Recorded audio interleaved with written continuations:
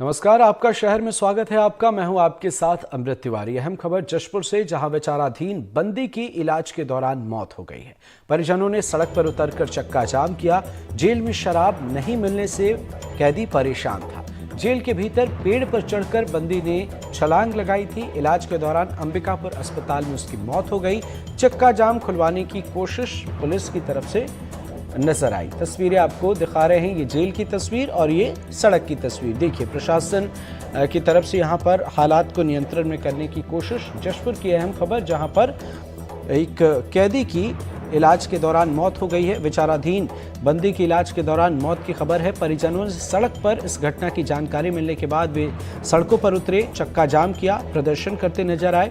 वजह इस घटना के पीछे जो अब तक बताई जा रही है वो है कि जेल में शराब नहीं मिलने की वजह से बंदी जो है वो परेशान चल रहा था और जेल के भीतर उसने पेड़ पर चढ़कर छलांग भी लगाई थी, जिसके बाद उसे इलाज के लिए अंबिकापुर अस्पताल में लाया गया था और यहाँ अंबिकापुर अस्पताल में इलाज के दौरान उसकी मौत हो गई है। चक्का जाम की एक तस्वीर नजर आई, जहां पर प्रशासन की टीम भी मुस्तैद नजर आई। सहयोगी अभिषेक हमारे साथ जुड़े हुए। अभिषेक, बताएं क्या है ये पूरा मामला और इस विचाराधीन बंदी की इलाज के दौरान मौत के बाद परिजन सड़कों पर उतरे, चक्का जाम किया, प्रदर्शन किया, कश्मकश की एक तस्वीर नजर आई। आपसे अपडेट जानना चाहेंगे।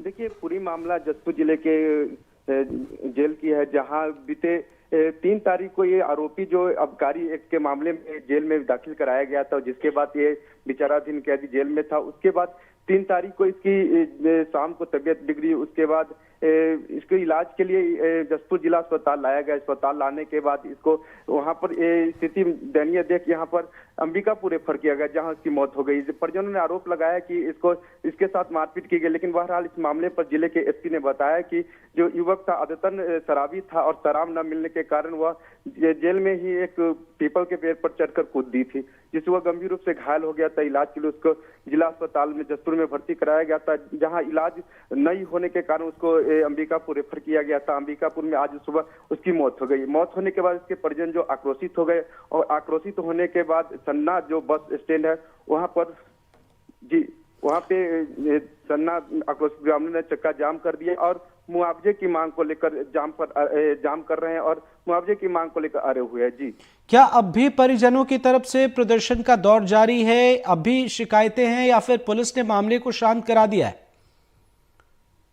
देखिए, अभी फिलहाल जाम की स्थिति बनी हुई है, क्योंकि अभी प्रदेश के मुख्यमंत्री विष्णुदेव साय जिले में रहने के कारण उन्होंने मुख्यमंत्री से भी इस मामले की जानकारी दी है और फिलहाल अभी जाम की स्थिति बनी हुई है। फिलहाल सन्ना पुलिस और जिले के भारी बल वहां पर तैनात की गई और तो एक कश्मकश की तस्वीर जो है वो यहाँ पर नजर आ रही है। अभिषेक, नजर बना रखिएगा, आगे भी आपसे अपडेट लेंगे। फिलहाल बहुत बहुत शुक्रिया।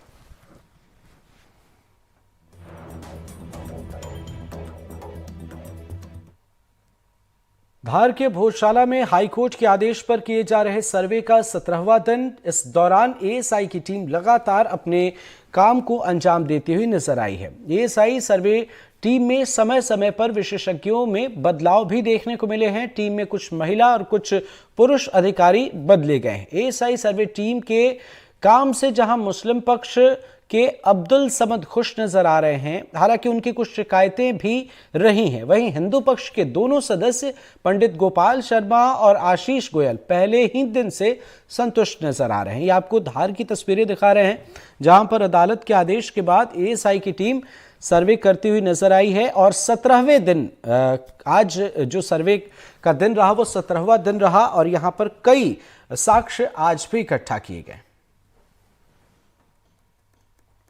कार्य बहुत अच्छा चल रहा है, प्रगति से चल रहा है और जो हमारे ऑब्जेक्शन थे वो भी हमने उनके प्रति पेश करवाए हैं। अधिकारियों से चर्चा हुई है, उसमें बहुत सारा निराकरण भी उन्होंने किया है और पूरी निष्पक्षता से वो कार्य कर रहे हैं अभी तक और आगे भी हम उम्मीद करते हैं कि इसी तरह से कार्य करेंगे और जो चीज़ें निकल कर आ रही है वो उसको पूरा दर्ज कर रहे हैं और जो भी चीज़ें हैं उसको गुप्त रखी जा रही है। माननीय हाईकोर्ट और सुप्रीम कोर्ट दोनों ने उसमें खास टिप्पणी की है कि इन चीज़ों को गुप्त रखा जाए और जो भी निकल रहा है वो कोर्ट में पेश किया जाए। मंदसौर की कोतवाली पुलिस को बड़ी सफलता हाथ लगी है। पुलिस ने सिंथेटिक ड्रग की खेप का खुलासा किया है। पुलिस ने करीब 4 लाख के मादक पदार्थ जब्त किए हैं। कोतवाली पुलिस ने आरोपी को गिरफ्तार कर लिया है। आरोपी राजस्थान से 2 पहिया गाड़ी में मादक पदार्थ ला रहा था। पुलिस मामले की जांच कर रही है।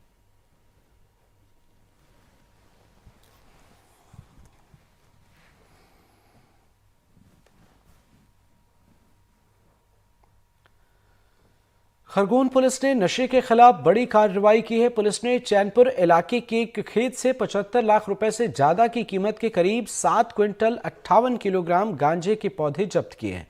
पुलिस ने गांजा उगाने वाले आरोपी खेत मालिक गन सिंह आवसे और गीना वास्कले के खेतों से करीब 2342 गांजे के पौधे बरामद किए हैं।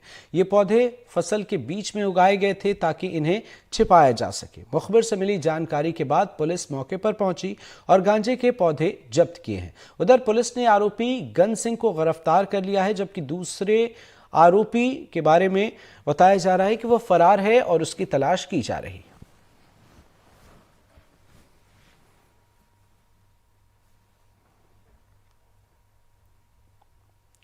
राजधानी भोपाल के कोलार क्षेत्र के सी सेक्टर स्थित राजहर्ष कॉलोनी के करीब 150 परिवारों ने आगामी लोकसभा चुनाव में वोट बहिष्कार का ऐलान किया है।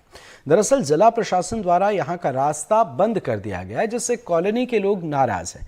लोगों का कहना है कि वे सालों से उस रास्ते से गुजरते थे, जिसे प्रशासन ने अब बंद कर दिया है। अब रास्ता बंद होने की वजह से रहवासियों को 5 किलोमीटर का अतिरिक्त सफर तय करके मुख्य मार्ग पर जाना पड़ता है। लोगों ने इसकी शिकायत कई जगह पर की है, लेकिन उनकी कोई सुनवाई नहीं हुई। अब यहां के रहवासी चुनाव में वोट बहिष्कार की आवाज बुलंद कर रहे हैं। मध्य प्रदेश में 4 चरणों में लोकसभा चुनाव होना है। राजधानी भोपाल में 7 मई को लोकसभा चुनाव होना है, लेकिन लोकसभा चुनाव से पहले भोपाल के लगभग 200 परिवारों ने चुनाव के बहिष्कार की चेतावनी दी है। दरअसल भोपाल की राजहर्ष कॉलोनी है, यहां पर 150 से 200 परिवार रहते हैं। इनका कहना है कि जो वाल्मी है, water and land management institute है, उसने उनके जो रास्ता था उसको जो है बंद कर दिया है। यहाँ पर आप देख सकते हैं, मैं अपने कैमरा सहयोगी राजू बाथम से कहूंगा कि वो आपको दिखाएं। रहवासियों कहना है कि ये उनका रास्ता था, ये इस रास्ते से वो लोग आया जाया करते थे, लेकिन water and land management institute जो वाल्मी है, उन्होंने तानाशाही करते हुए इस रास्ते को बंद कर दिया है। अब ये सभी लोग नाराज हैं। इनका कहना है कि या तो रास्ता खुलेगा या फिर ये लोग चुनाव का बहिष्कार करेंगे। हमारे साथ में यहाँ पर कुछ लोग हैं जो रहवासी हैं, हम उनसे बात करेंगे। सर, आप लोग क्यों चुनाव का बहिष्कार कर रहे हैं, क्या वजह है? देखिए, हमारी कॉलोनी को टीएनसीपी में अप्रूव्ड रास्ते पे हम खड़े हैं। ये रास्ता कंटिन्यू यहाँ से यहाँ तक था। यहाँ एक्सीलेंस कॉलेज बनने के कारण जब रास्ता अवरुद्ध हुआ तो हम कॉलोनी के लोगों ने कोर्ट में केस किया। तो कोर्ट में जब केस किया कि साहब हमारा रास्ता इन्होंने बंद कर दिया, तो जिला प्रशासन ने कोर्ट में ये कहा कि हम इनकी दीवार के किनारे किनारे 30 फीट चौड़ा रोड देते हैं, उसका शपथ पत्र है, हम आपको उपलब्ध कराएंगे। आज 2001 में हमारे संस्था के अध्यक्ष ने यहाँ पे कंक्रीट रोड बना दिया था, बाकायदा कंक्रीट रोड था। हम 20 साल से उस रास्ते का उपयोग कर रहे थे और नियम भी है कि रूढ़िगत रास्ते को कोई नहीं छेड़ेगा। कोई हम बांग्लादेश और पाकिस्तान के आए हुए लोग नहीं हैं, हम हिंदुस्तान के लोग हैं, टैक्स पेई लोग हैं। हमारी कॉलोनी ने सरकार को करोड़ों रुपए राजस्व दिया है और आज वाल्मीकि प्रशासन की हठधर्मिता के कारण आज हमें अपने कार्यालयों में आने जाने के लिए अतिरिक्त 5 से 6 किलोमीटर घूम के जाना पड़ता है। हमारी ये मांग है, हमने मुख्य सचिव, मुख्यमंत्री, जिला प्रशासन, सीएम हेल्पलाइन, हमने दुनिया भर की शिकायतें की, लेकिन जिला प्रशासन इतना अंधा है कि उसने हमारी मांगों पर कोई ध्यान नहीं दिया। हमने नाराज होकर इलेक्शन कमीशन ऑफ इंडिया को एक मेल किया था और हमने कहा था कि हम भारी दुखी मन से पहली बार अपने हक के लिए हम मतदान का बहिष्कार करेंगे। आपको लगता है कि ईसीआई लगातार प्रयास कर रहा है, जो है मुहिम चलाई जा रही है कि ज्यादा से ज्यादा लोग वोट करें, लेकिन राजधानी भोपाल में जब 150 परिवार वोट नहीं करेंगे तो क्या होगा? नहीं, देखिए, हमारा ये प्रजातांत्रिक अधिकार है, हमारी बात रखने का हमारा कोई भी माध्यम हो सकता है। हमको संविधान ने ये दिया है। जब हमने देखा कि जिला प्रशासन ये सब हमारी बातों पर ध्यान नहीं दिया है, तो चूंकि इस समय आचार संहिता है, इलेक्शन कमीशन ऑफ इंडिया को हमने अपनी व्यथा सुनाई है। हमें पूरा विश्वास है कि इलेक्शन कमीशन ऑफ इंडिया संज्ञान लेगा और इस पे कार्रवाई करेगा। आप भी प्रदर्शन कर रहे हैं यहाँ पर, क्या परेशानी आ रही है इस रोड के बंद होने से? हमको 7 किलोमीटर घूम के जाना पड़ता है और हमको ये रास्ता चाहिए। बस ये दीवार बन गई है, इसको तोड़ना है और इधर से हमको रास्ता चाहिए। नहीं तो फिर वोट नहीं करेंगे। नहीं, वोट नहीं करेंगे। और क्या क्या परेशानी आ रही है रोड बनने से? सबसे बड़ी समस्या तो ये है कि ये रास्ता बंद होने के चलते हमें अपने बच्चों को 3 किलोमीटर घूमकर स्टॉप तक ले जाना पड़ता है। यहाँ पर किसी प्रकार की सिटी बस, मिनी बस या किसी प्रकार की सुविधा नहीं है। ऑटो वाला भी हमारी कॉलोनी में आने को तैयार नहीं होता है, क्योंकि कई बार हम जब यहाँ पहले आए थे उस समय पे ऐसा होता था कि ऑटो वाला हमसे कहता था कि हम जंगल की तरफ नहीं जा सकते, यहाँ जंगली जानवरों का भी खतरा होता है। और मेरा एक व्यक्तिगत सवाल भी है सरकार से कि जब सरकार ने इस पुल को बनाया था तो 5 करोड़ की लागत से इस पुल को बनाया था, तो इस पुल का उपयोग सिर्फ और सिर्फ हमारी कॉलोनी में हो रहा है, बाकी जगह इस पुल का प्रयोग नहीं हो रहा है। यदि इस पुल से आगे की तरफ रास्ता बनता है तो आगे की तरफ जो भी कोलार का जो ट्रैफिक एक तो वो कम होगा, साथ में यहाँ नीलबढ़ से आने वाले जो लोग हैं यहाँ से सीधे कनेक्ट हो जाएंगे और इस तरह से पेट्रोल की बचत होगी और इस तरह से हमारे आर्थिक संसाधनों की बचत होगी। अगर सरकार इसी तरह से करती रहेगी, इसी तरह से अपने मतलब अपनी इकोनॉमिक उस व्यवस्था को नहीं सुधारेगी या व्यय करती रहेगी इस तरह से बिना देखे बिना विचार करे 5-5 करोड़ रुपए, तो हमारे देश का क्या होगा? हम ऐसे सरकार का क्या करेंगे? ऐसे सरकार को वोट करके तो क्या आप करेंगे? देख सकते हैं कि जो रहवासी हैं वो काफी परेशान है। उनका कहना है कि ये उनका पुश्तैनी रास्ता था, 20 साल से लगभग वो लोग यहाँ से गुजर रहे थे और जब एक्सीलेंस स्कूल बना तो उन्होंने अपने बलिदान देते हुए अपने रास्ते को बंद किया, लेकिन इसके बाद उनसे वादा किया गया था तो कि जो ये रास्ता है इसको जो चलाया जाएगा, इस पे कंक्रीट रोड भी किया गया। हालांकि बाद में वाल्मी द्वारा इसको बंद कर दिया गया। अब लोगों की मांग है कि जब तक ये रोड नहीं खुलेगा जब तक जो है वो मतदान नहीं करेंगे। कैमरा सहयोगी राजू बाथम के साथ एनडीटीवी के लिए भोपाल से इजहार हसन खान। खबरें और भी हैं, एक छोटे से ब्रेक के लिए रुक रहे हैं, जल्द लौटेंगे।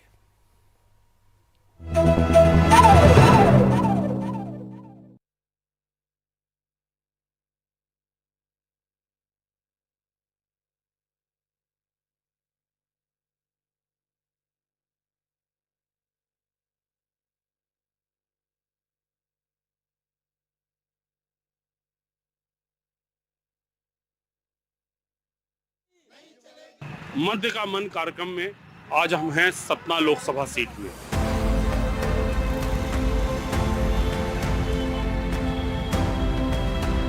सतना लोकसभा सीट में भारतीय जनता पार्टी ने 4 बार के कद्दावर सांसद गणेश सिंह को अपने लोकसभा प्रत्याशी के रूप में उतारा है।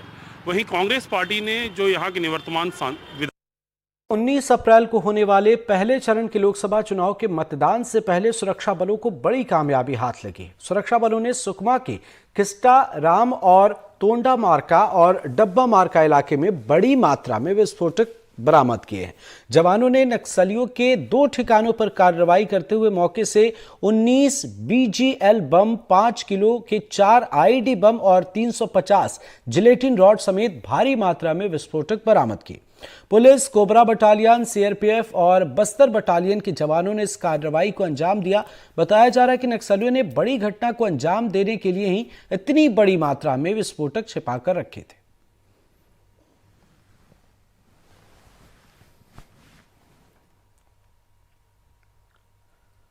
उज्जैन के बड़नगर में करीब 2 महीने पहले हुई लाखों रुपए की चोरी का पुलिस ने खुलासा करने का दावा किया है। पुलिस का कहना है कि गांव के ही एक शख्स ने रेकी करने के बाद चोरी की घटना को अंजाम दिया था। मामला बड़नगर के रावदिया कला गांव का है, जहां के रहने वाले उदय नारायण सिंह के खाली पड़े मकान में 23 फरवरी को चोरी की गई। चोर रसोई के दरवाजे को तोड़कर घर के अंदर से 4 लाख रुपए के सोने चांदी के जेवरात ले गया। पुलिस ने इलाके में इस घटना के बाद अपने मुखबिरों को सक्रिय किया तो पता चला कि गांव का ही रहने वाला एक बेरोजगार युवक पिछले कुछ दिनों से बेहिसाब खर्च कर रहा है, जिसके बाद पुलिस ने उसे हिरासत में ले लिया है और मामले की जांच की जा रही है। उदयनारायण सिंह जी का घर है, वहाँ जब वो अपने बच्चों को और महिला पत्नियों को छोड़ने बाजार गए थे, तब उस खाली समय का मौका पाकर वीरेंद्र उर्फ राजपूत जो है उसने उसी गांव का रहने वाला है, उसने उनका घर खाली पाकर पीछे से सेंधमारी करके जो है घर से लगभग 4 लाख की ज्वेलरी चुराई थी। 23 फरवरी की बात है। जब इसमें हम लोगों ने लोकल इंट डेवलप किया तो लोकल इंट में ये पाया गया कि वो व्यक्ति का कुछ खर्च पानी का तरीका पिछले कुछ 1 माह में चेंज हुआ है। तो स्थानीय जो मुखबिर थे उन्होंने थाना प्रभारी और एसडीपी साहब को सूचित किया है। तो हम लोगों ने लगातार टेक्निकल इंट और मैनुअल इंट को डेवलप करके उस व्यक्ति से पूछताछ की, उसने चोरी का स्वीकार किया है। लगभग 4 लाख का सामान गया था, लगभग पूरा सामान हमने रिकवर किया है। सूरजपुर जिले में साइबर ठगों के खिलाफ पुलिस अलर्ट नजर आ रही है। दरअसल बीते कुछ दिनों से साइबर ठग 10वीं और 12वीं बोर्ड में परीक्षा देने वाले छात्रों को टारगेट कर ठगी कर रहे हैं। छात्रों से ठगी करने वाला ये जो गिरोह है, ये जो ठग हैं वो छात्रों के मोबाइल नंबर पर फोन करने के साथ ही इस फर्जीवाड़े के लिए रुपए की डिमांड करते हैं। और इसी के मद्देनजर सूरजपुर के एडिशनल एसपी संतोष महतो ने जिले के सभी छात्रों को साइबर ठगों से बचने और कॉल आने पर नजदीकी पुलिस थाने में सूचना देने की अपील की है। कॉल आया था, उसमें बोला गया कि तुमको 12वीं फेल कर दिया गया है, इसके बदले में वो 5000 का मांग कर रहे थे। उसको मैं सुना और फोन कट किया और उन लोग का नंबर ब्लॉक लिस्ट में डाल दिया। 10वीं और 12वीं में जो छात्र थे उनका फोन नंबर पता करके इनको कॉल किया जा रहा है कि आपका पेपर बिगड़ा है या आप फेल हो रहे हो, इतने रुपए देने पड़ेंगे तो आप पास हो जाओगे। तो जो भी बच्चे इस तरह से घबराहट में उनको पैसे ट्रांसफर कर देते होंगे, तो ऐसी कोई शिकायत यदि हो तो हमसे संपर्क करें। अगर किसी ने ऐसा आपसे फ्रॉड किया हो तो पुलिस की मदद लें और इस तरह के लोगों के झांसे में ना आए। किसी भी तरह से कोई भी स्टूडेंट से हम एक अपील कर रहे हैं कि कोई भी ऐसा फर्जी फोन कॉल आए तो उनके चक्कर में ना आए और उसकी सूचना नजदीक के थाने पे देवें। छत्तीसगढ़ के सूरजपुर जिले में एक बार फिर एनडीटीवी की खबर का असर हुआ है। यहां बिहारपुर वन परिक्षेत्र में वन विभाग की टीम मुहर सोप जंगल में आग लगने के बाद एक्शन मोड में नजर आई। इस आग में बड़ी संख्या में पेड़ जल गए हैं और जानवरों पर भी इसका खासा प्रभाव पड़ा है। एनडीटीवी द्वारा जंगल में आग लगने की खबर को प्रमुखता से दिखाया गया था, जिसके बाद प्रशासन एक्शन मोड में।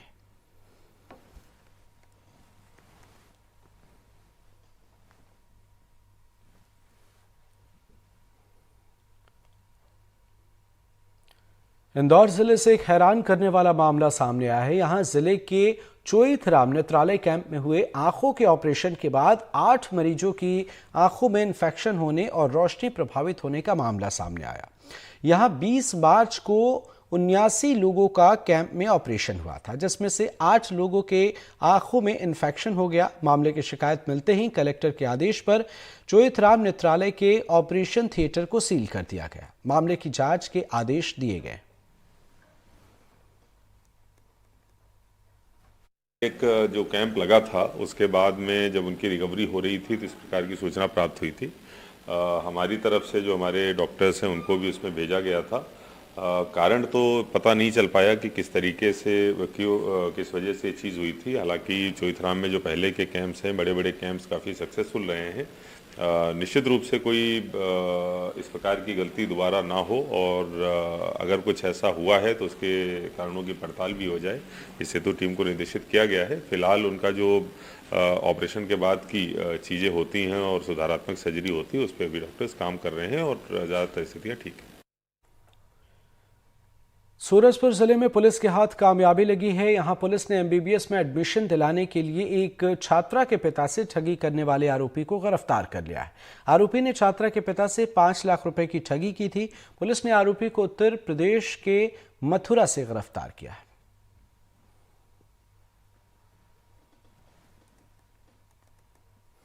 तस्वीरें आपको दिखा रहे हैं। आरोपी को मथुरा से गिरफ्तार किया गया है। पुलिस के हाथ ये कामयाबी लगी है। और इस मामले को जरा समझिए आप कि एमबीबीएस में एडमिशन दिलाने के लिए छात्रा के पिता से ठगी करने का ये मामला सामने आया और मौजूदा वक्त में अभी हालिया जो परीक्षाएं दी गई हैं उसमें बच्चों के फोन पर फोन करके उन्हें पास कराने की भी बात सामने आ रही। तो ये गिरोह जो है, ये गैंग जो है वो लगातार सक्रिय है, कहीं बच्चों को पास कराने के नाम पर तो कहीं एडमिशन दिलाने के नाम पर, और ये ठगी करते हैं, अपने झांसे में लाते हैं। कुछ जानकारियां इनके पास होती हैं और उसी जानकारी के बदौलत ये परिजनों को या छात्रों को ब्लैकमेल करते हैं। तो ऐसे में आपकी सावधानी सबसे ज्यादा जरूरी है। अगर आपको लगता है कोई भी चीज गैर कानूनी तरीके से आपके सामने है तो आप इस पर जरा भी हिचके ना, रुके ना, बल्कि सीधे प्रशासन से इस मामले की शिकायत करें। पिछले अक्टूबर में कृष्णपुर गांव के शेष नारायण शर्मा ने अपनी बेटी के एडमिशन के लिए इनसे संपर्क किया था, जो मथुरा के किसी मेडिकल कॉलेज में एडमिशन के नाम पर इन लोगों ने फीस के नाम पर 8.5 लाख रुपए लिए और अपना कमीशन के लिए 5 लाख रुपए लिए। बाद में एडमिशन कंफर्म हुआ नहीं तो 8.5 लाख रुपए तो कॉलेज से वापस हो गए थे, पर 5 लाख रुपया को इन्होंने वो कर लिया, गबन कर लिया और इस तरह से वो वापस नहीं करके चकमा दे रहे थे। मोबाइल लोकेशन के आधार पर इनको अभी वृंदावन से गिरफ्तार किया गया है, जिसमें एक व्यक्ति यशवंत सिंह गिरफ्तार हुआ है, अन्य उसके साथी की तलाश अभी और की जाएगी। अंबिकापुर मेडिकल कॉलेज में एक कैदी की मौत के बाद उसके परिजनों ने हंगामा कर दिया। मृतक का नाम जगतपाल है, उसे पुलिस ने आबकारी एक्ट में पकड़ा था। जगतपाल को 5 अप्रैल को अंबिकापुर सेंट्रल जेल लाया गया था, जिसके बाद उसे मेडिकल कॉलेज इलाज के लिए ले जाया गया था, जहां उसकी मौत हो गई। परिजनों का कहना है कि जगतपाल को कोई बीमारी नहीं थी, तो फिर किस बात की वजह से, किस बीमारी के इलाज के लिए उसे ले जाया गया। साथ ही उन्होंने आरोप लगाया है कि जेल में उसके साथ मारपीट की गई, जिसकी वजह से उसकी मौत हो गई।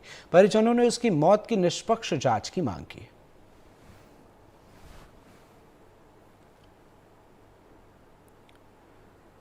बालोदा बाजार के भाटापारा पुलिस को बाइक चोरी मामले में सफलता मिली। चोरी की 51 मोटरसाइकिलों के साथ एक नाबालिग सहित 6 आरोपियों को पुलिस ने गिरफ्तार किया है।